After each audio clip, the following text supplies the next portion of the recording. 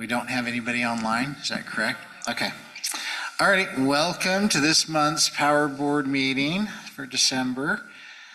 We will get started. We've got 3 of us here, so we've got a quorum.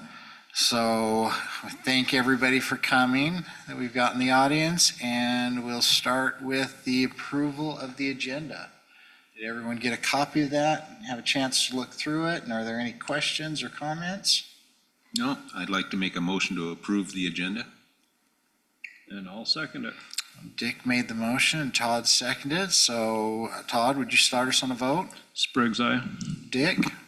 Saunders, aye. And Dinsmore, aye. Okay, thank you. Item number 2 is the approval of the approval of October's minutes.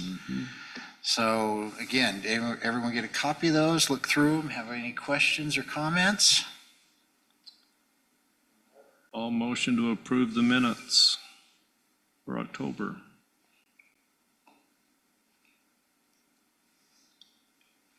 I'll go ahead and second that. All right, Dick, would you start us with a vote then? Saunders, aye. Todd? Spriggs, aye. And Dinsmore, aye. Okay. Item number 3, new business, our 2026 Power Board schedule. You did get it on there. Can't believe it's here already. Yep, the year's gone. So, I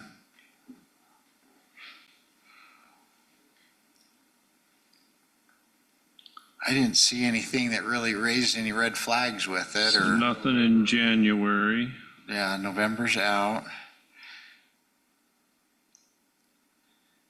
January's was approved, so we kind of look at 2027.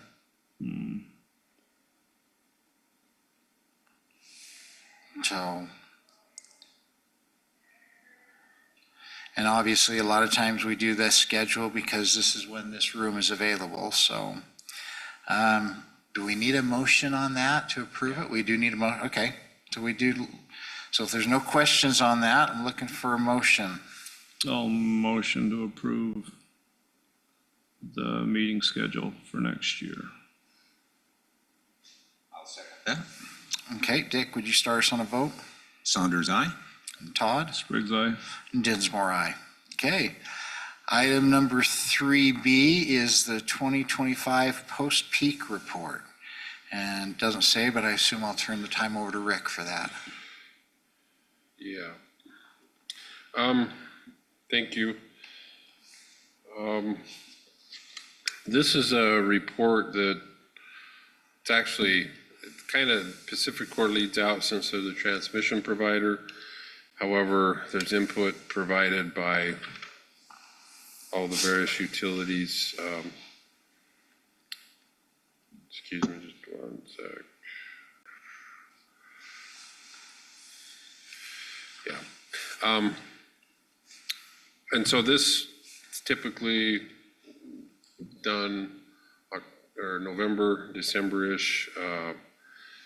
They usually presented at the Southwest Technical Task Force meeting, typically held in October, but they've moved it to January, so they sent it out ahead anyway. And this just kind of gives a report of how the overall system feeding the county did this last summer. The findings and the loading levels are kind of similar or parallel what we found with our system, which isn't surprising because there's not a lot of diversity between the various systems. So the first table here, you can see the 2025 peak was about 1 megawatt overall, less than the 2024, which is consistent with what we saw with our system. We were slightly less this year than last year. And there's some data in here that will kind of help explain the whys of that, even though we've had considerable amount of growth at the same time.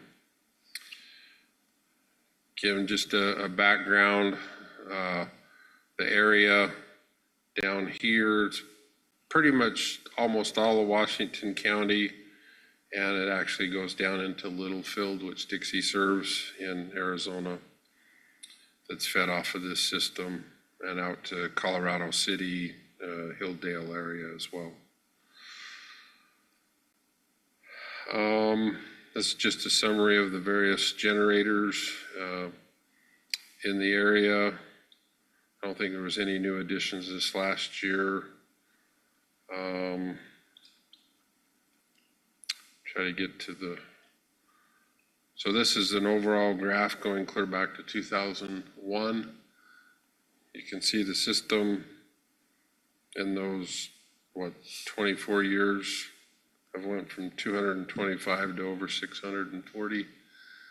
So nearly 3 times increase over that period. And you can see having periods where they're about the same is pretty common.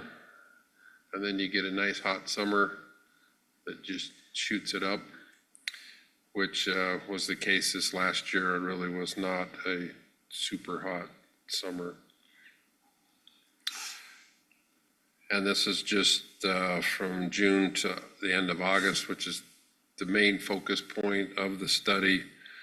And it happened on July, I can't remember the date, but mid part of July is when we had the peak. And you can see there were several others very similar.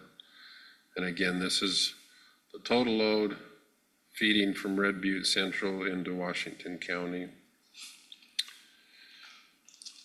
And then this graph, kind of the same information, but it shows in green is how much came from the net load that came through the transformers at Central and Red Butte substations. The red was the local generation, and I can't see, just under 300 megawatts of generation. And that included a bunch of solar that's actually up in Iron County that feeds into Central Red Butte.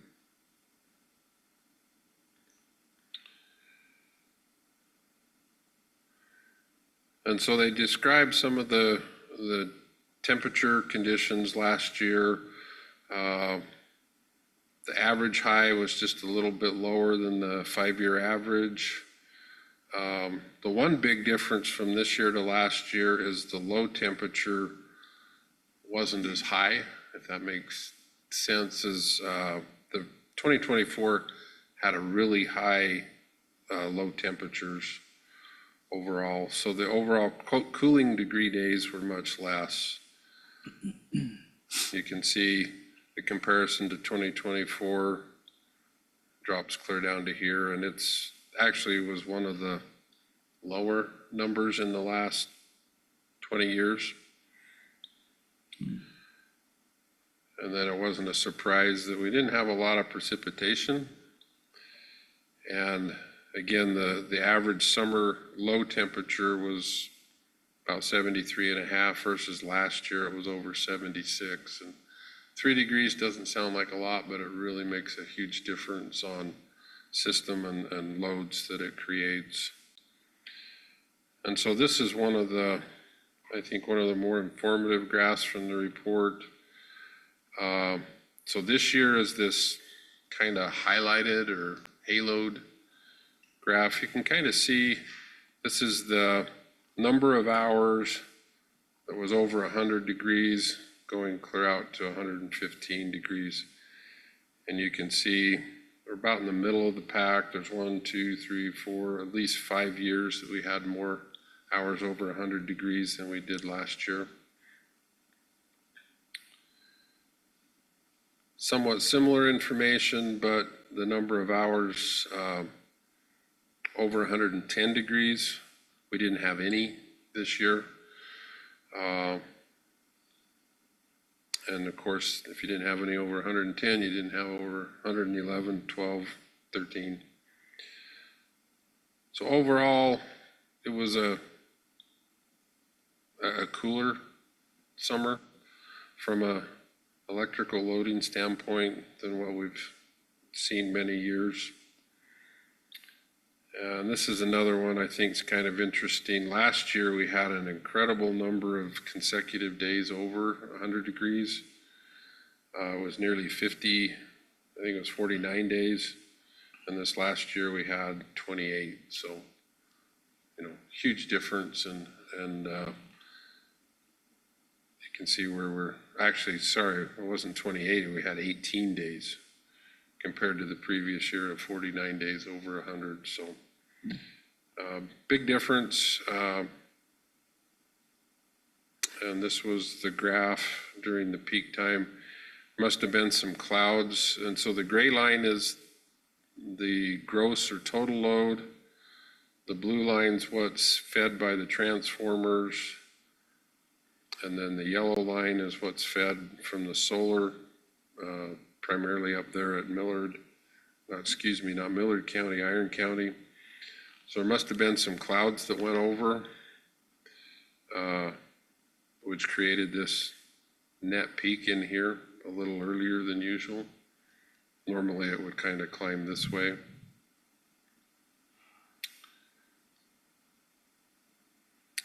And so this I thought was interesting. It's a lot of words. I think you got the text so you can read it in more detail. And so they were trying to say, well, why are we basically the same load as the previous year?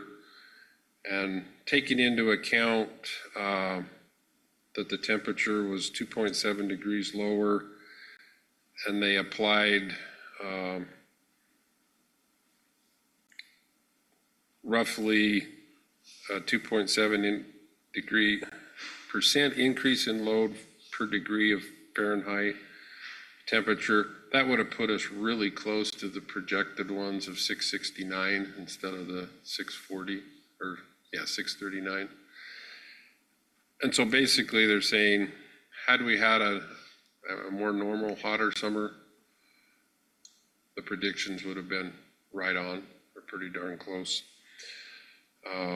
Again, this parallels what we saw. We were megawatt and a half less than last year, even though we've added several hundred new customers. So we get the right conditions. I can see that we'd be another 5 or 6 megawatts higher than we were this last year. So this is easy to predict. Yeah, it's real easy. And I really wish we could. So that was one of the gauges that they try to use this study, or the projections for future years in line. And these paragraphs basically say, yeah, it's not out of the question that we would have saw somewhere in the 669, 670 range if we would have had conditions similar to last year. And the rest of the tables just kind of break it up by UAMPS, Deseret, which is Dixie, and Garcane, which feeds the Twin Cities, and then PacifiCorp that feeds the other cities that aren't fed by Dixie or the 4 UAMPS participants. So I know that's kind of quick and dirty, and this is their projection.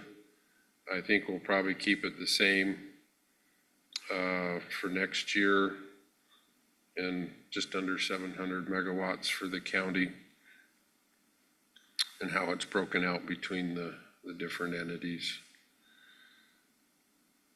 So that graph, if you could see, if we did get to that level next year, you'll see a plateau for a couple of years, and then you'll see another one of those big steps. And it could go on for another year,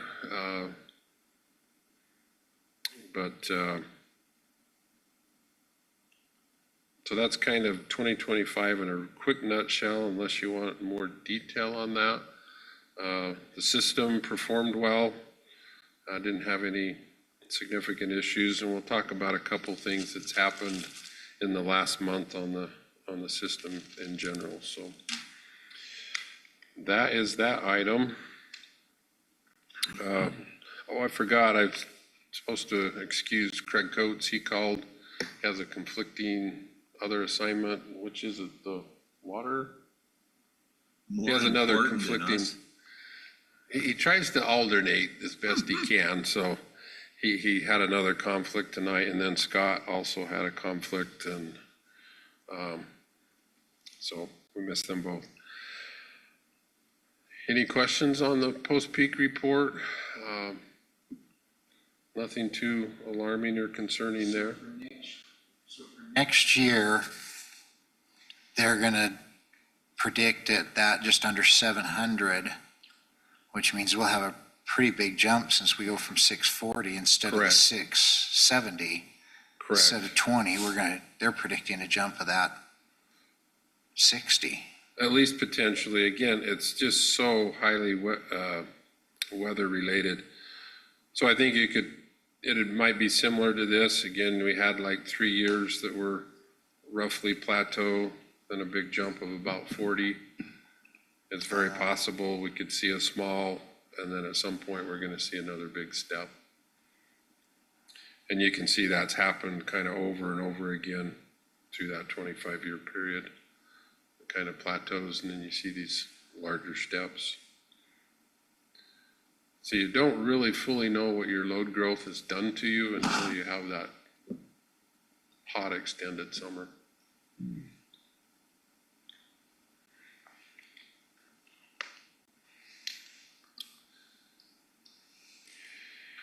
Anything else? Any other questions or comments? Yeah, today's mostly reporting. The first part of the year, we'll have a couple more meaty UAMPS things to bring before you. Our load levels, since we didn't meet last month, it's kind of a double month report.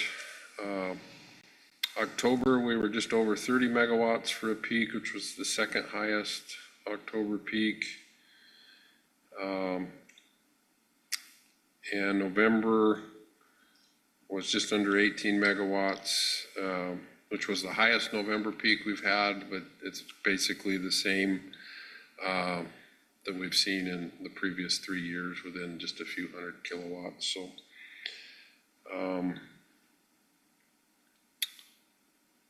other department things going on, the generators, we're done with that, the normal run through the end of September.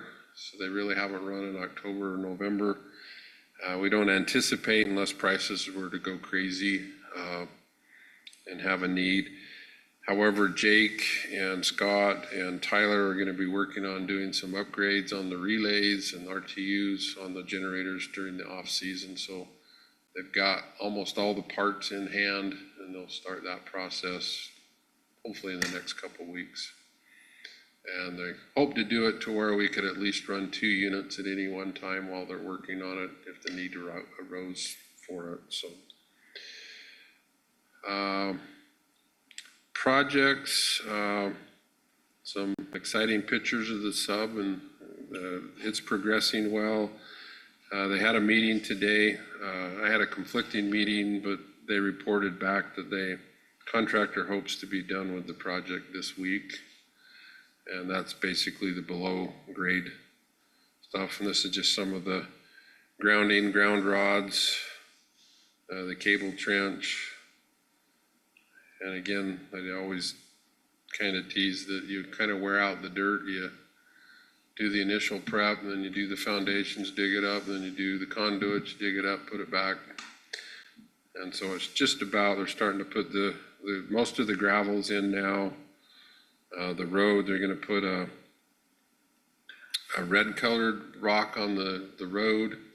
So it'll kind of fit in with up there, and then it kind of helps define the drivable areas within the sub, and the rest will have kind of the gray rock.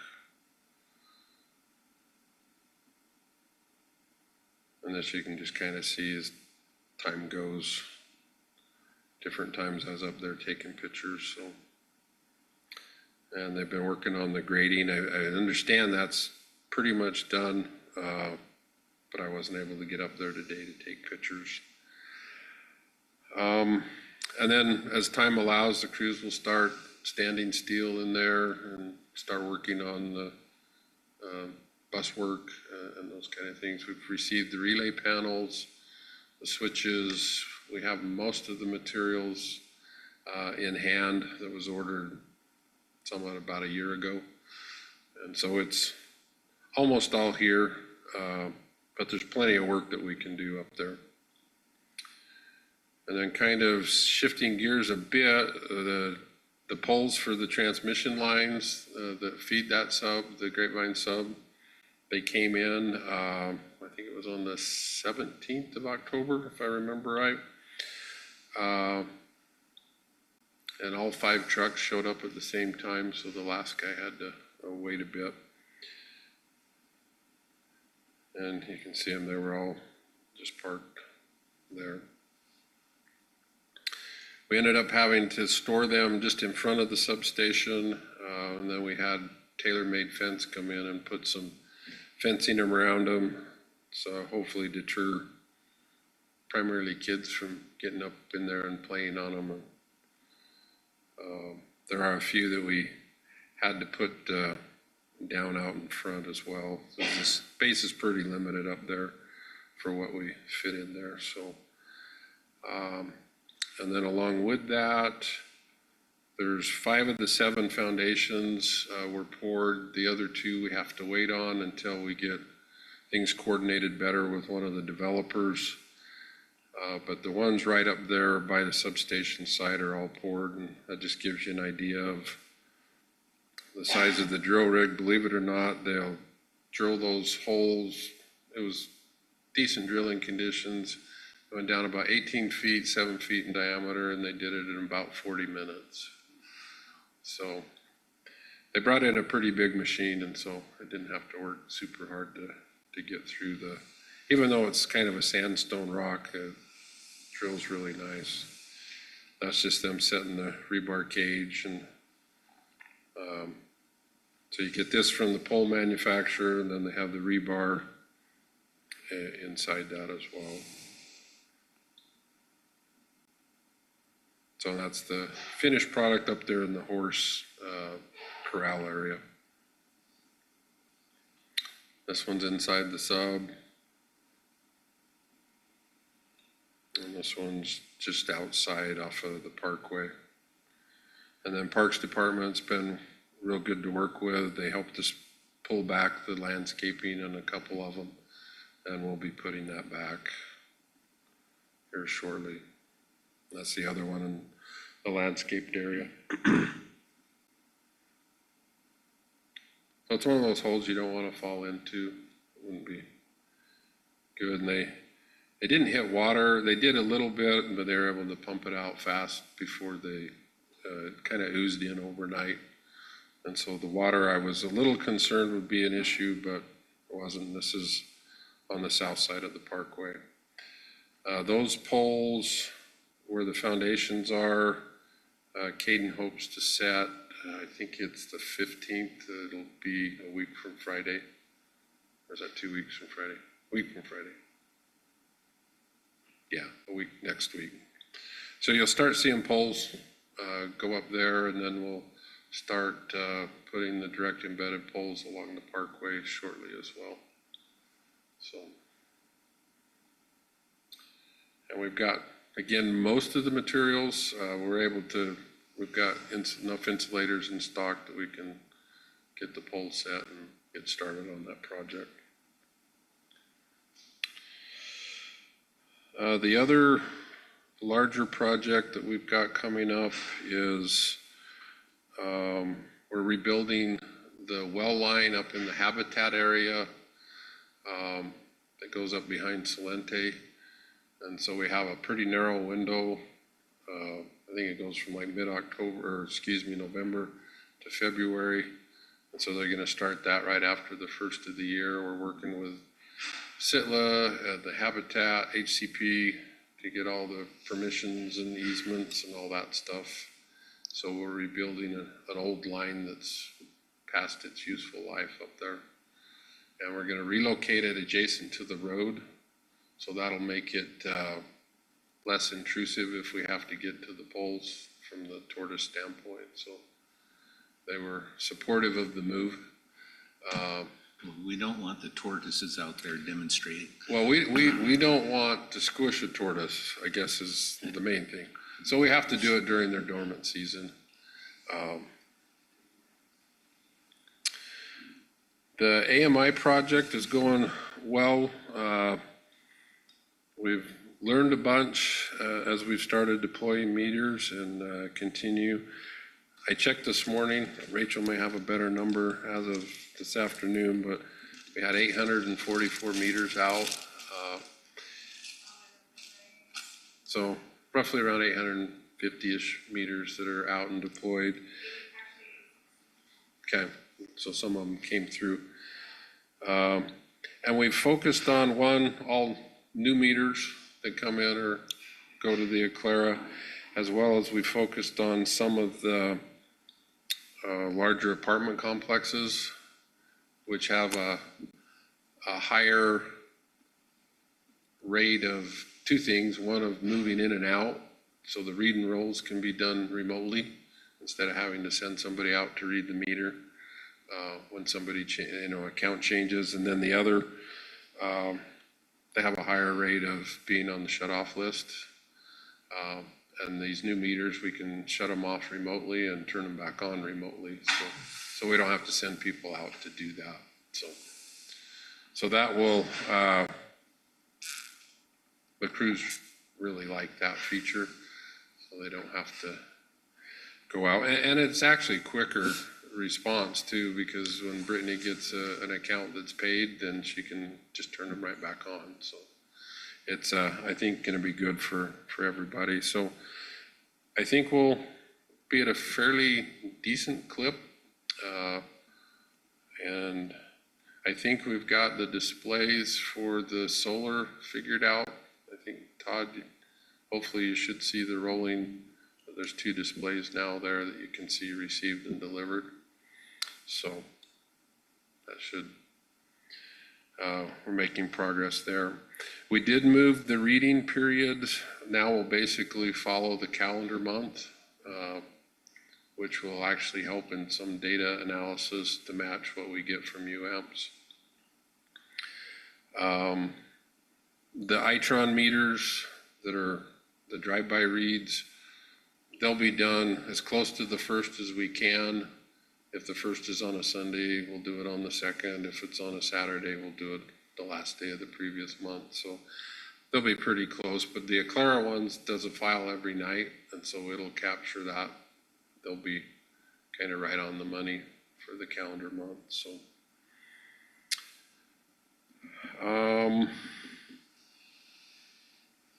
for the solar additions, we had 10 applications in October, 4 in November. I'm half anticipating a kind of a December rush because some of the credits go away at the end of the month, but people are, if they're waiting this long to get it in the queue, they may or may not be able to make it all the way through. So we're doing what we can to turn those approvals around as quick as we can, but yeah, there's certain, they can't wait till the 31st and get their plans approved and get it installed and inspected and the new meters installed in time. So it hasn't been as big a rush as I had thought it might be, but there has been a little bit of an uptick there. Scott sent out what we view as our final pole attachment policy, sent it out to CenturyLink, TDS, and Go Fiber, and we're waiting for signatures back on those. The PCA, we've kind of look at these graphs each month.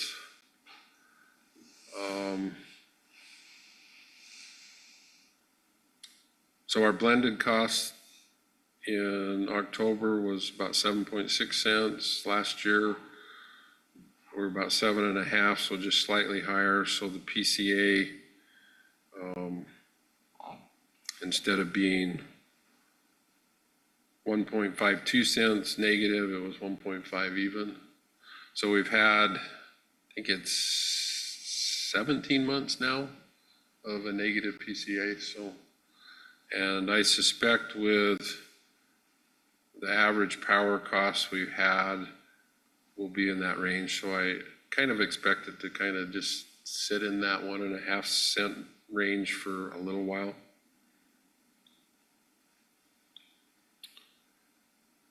And then this graph was showing our peaks.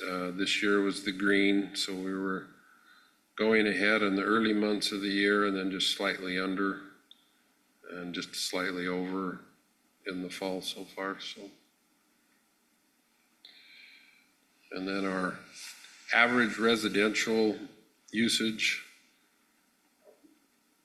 in October was 765 kilowatt hours, which is kind of in the middle, you know, lower than last year, a little higher than a couple years ago. So about where you'd expect with the temperatures we've been having. So,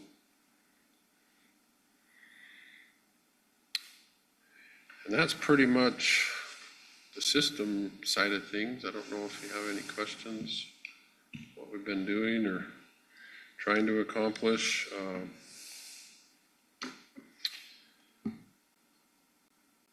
Shifting to the UAMP side of things, the October meetings were held in Salt Lake, and then we did the annual board retreat. We actually went to California to the CAISO, who will be orchestrating, if you will, the extended day ahead market. So it was good to see their operations center and get a little better understanding of that process.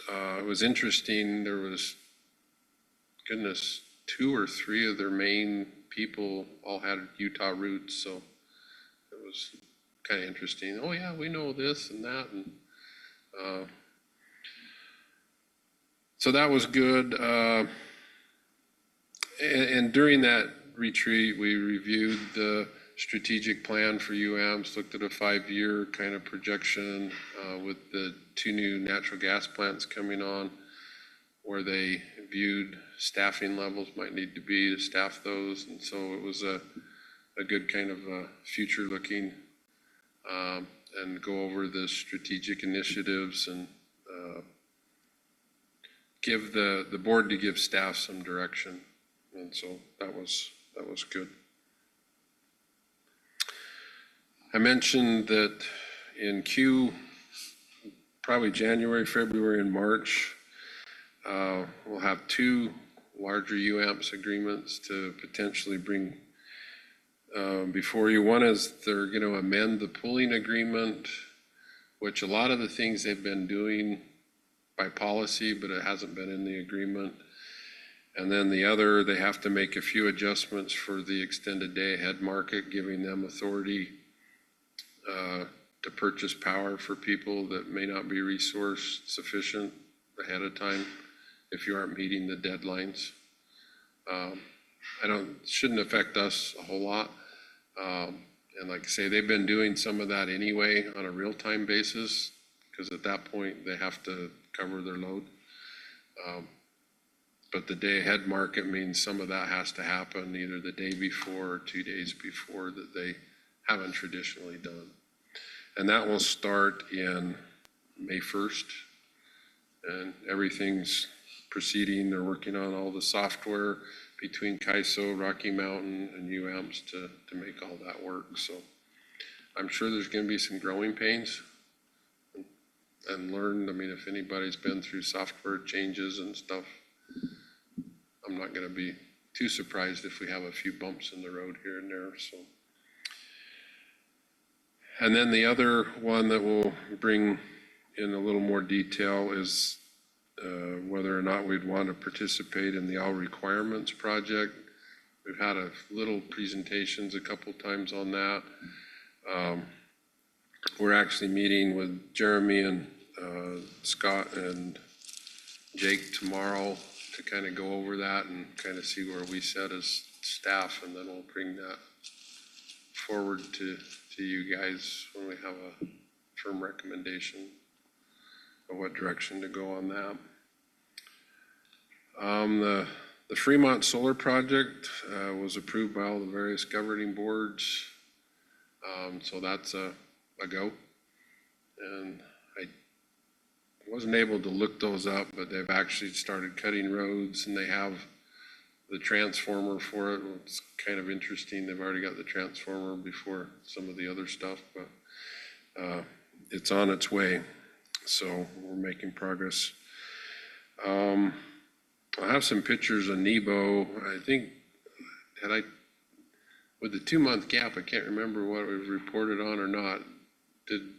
Last time, does the Nebo steam turbine having problems ring a bell? Okay, yeah, and unfortunately, the damage was pretty extensive. And I'll have some pictures here to show you. So in lieu of that part of the plant, Nebo plant, won't come back on until probably April or May. And so we made a 3 megawatt purchase for those months, starting yesterday to the end of March, to cover that while that steam turbine's down. Kind of tying back to the post-peak report and the Washington County system, late October, we actually were able to close the 138 kV lines between Rocky Mountain, UAMP, St. George, and Dixie. Nobody really will notice the difference if you're not one of those utilities. But what it will do is if there's a fault on a single line, nobody should go out like we would have previously. So that literally took many years to get to that point with all the different agreements and the infrastructure that had to be put in. So that was a pretty monumental thing that happened that, like I say, really the customers aren't going to know the difference either way. But it should really improve reliability as we go forward.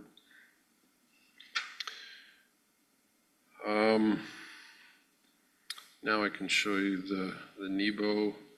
And I just took the slide presentation that Dave, the plant manager, presented at the November meetings. The combustion turbine itself was all right. They did find some problems with the generator on the combustion turbine. So even on the combustion turbine side of things, the outage went about 3 to 4 more weeks than what was originally planned. And there's some pictures of that here, of these 2 top bars that they had to replace. But the steam turbine itself had I think there's 18 stages and all but one of them has to be rebuilt. Other than that, it was in good shape. And again, this was before some of the stages were removed. And then they've removed all the turbine blades except for this last stage. And I wish I could tell you what all the details were on some of these others. It's just pictures. I know this is the turning gear and just part of the disassembly. So they're in the process of rebuilding. So they'll come back in and rebuild the turbine stage by stage, all back to OEM specs. And then this was the bars in the combustion turbine. The generator they found was bad. And so they were able to get those in, and that's them inside the generator. The rotors moved out, and this is the stator, or the stationary part of the generator that they've been working on. And so that actually came back online, the combustion turbine generator, about noon today. So we have about half of the Nebo plant output available. And initially, you kind of think, oh, they're having a lot of problems, which is true, but the plant's over 20 years old, so if you have a 20-year-old car, you probably ought to expect a few issues. Hopefully not catastrophic ones like this, but fortunately, it appears that the insurance company will cover the majority of the costs. Well, that's So, good. they're working with them and said they've been really good to work with. So that's the hope. And this is just a list of all the stuff that they did at the plant during this outage. And they repaired some of the leaks in the GSUs, did the testing. You can see just all kinds of stuff that they did. Periodically, they have to test all the relays to comply with the federal requirements.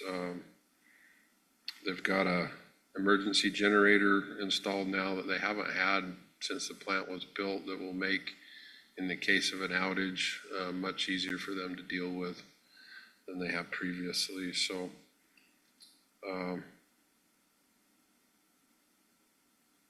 and then this is just some of the pictures of the heat recovery part. They were replacing, they call these bat wings, and that's where the duct fire happens to create more heat for the steam. And I guess this one, to get into some of these tubes, they actually had to cut the side out to get in because it's not a real common one. And then they weld it all back together when they're all said and done. So, and this guy's job doesn't look real fun. I think he's in cleaning from where these tubes normally are installed. So, Or he's asleep. that could be. Yeah, maybe we should get Mike Rowe to come do a dirty jobs there. So that's kind of Nebo. It's good to see at least part of it back, and we should have the steam turbine back before the heavy summer season. So,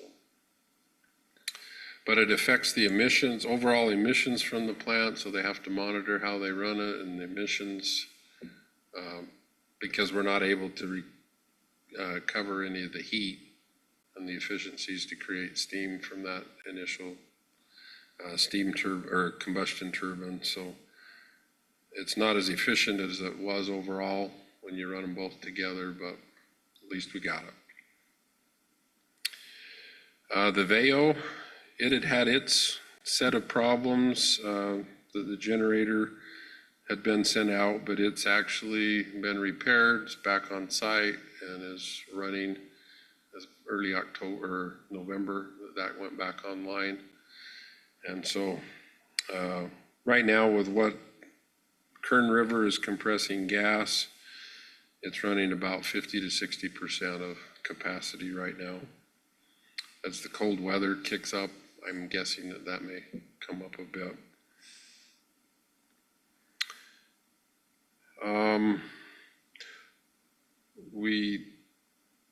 For the Uri area where we've got the grant funding, the polls came in and we're almost ready to send the material list out for bid.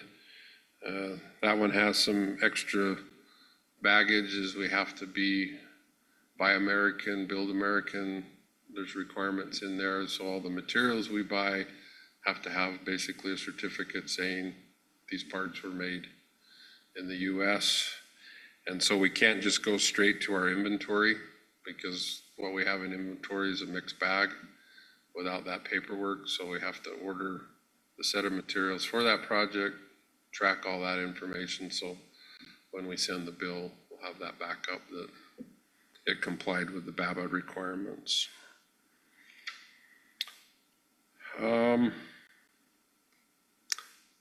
Solar projects are doing what they do. They're both operating well and within what's expected, other than like today where there's a storm up north. We didn't get much out of the Steel Solar project.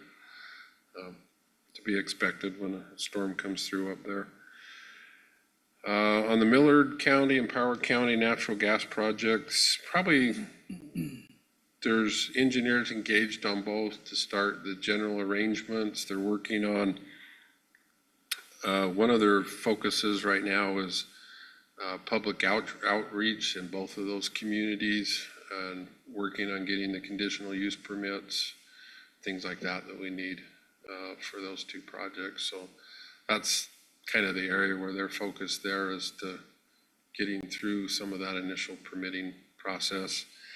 On the Millard one, they've actually received the bids on the generator step-up transformers, and they're evaluating those. Right now, the lead time is between 3 to 4 years out. So that's really actually the critical path piece of material, and that's why they're bidding that so early in the process. So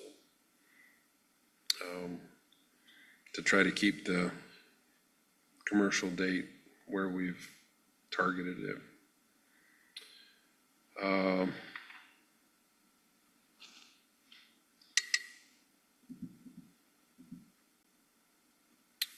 The geothermals, they're still working on some of the contract things to see those move forward. So not a whole lot to report on those other than that they're still there and working through that process.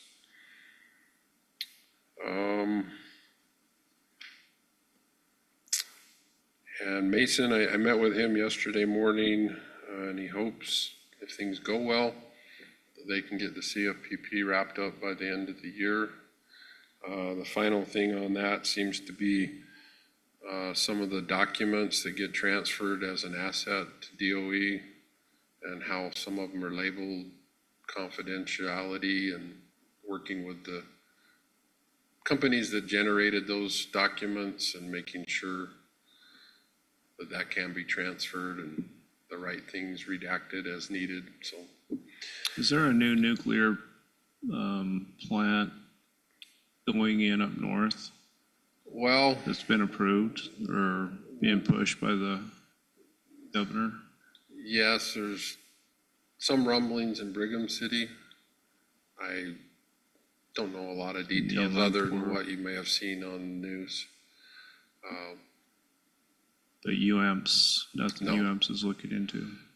No, not Or- not as far, particularly not as an owner. I mean, if it got further along and as a power source, I mean, certainly something we could look at, but, so there's that one, there's stuff talked about with those data centers in Millard County. There's all kinds of stuff flying around out there right now if you watch Yeah. all the press releases and the meetings that they've kind of held on those. So that's really what I have for you tonight. Unless you got any other questions for me, say you'll start seeing hopefully some good activity up along the parkway.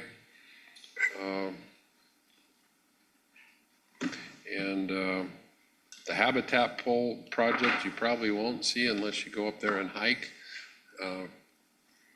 So, but it'll keep the city in water, so that's the main thing there. It's important. I think there's 4 or 5 wells up there, so.